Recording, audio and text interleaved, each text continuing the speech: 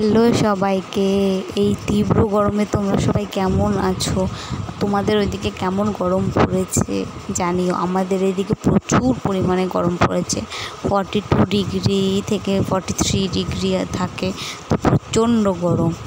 তো এইটা কিছুদিন আগের একটা লাইভ কনসার্টের আগে নন্দী সিস্টার্স দিনের বেলাতে রিহার্সালের জন্য স্টেজে এসেছিলো। তো সেই মোমেন্টে আমরা ওইখানে ছিলাম, তো কিছুটা ভিডিও তুলে নিয়ে ভাবলাম তোমাদের সাথে শেয়ার করি। তো নন্দী সিস্টার্স এসে এখানে রিহার্সাল করছিল, আর যেহেতু একদমই কম লোক ছিল, তো আমরা সামনে থেকে সেটাকে ক্যাপচার করে নিয়েছি।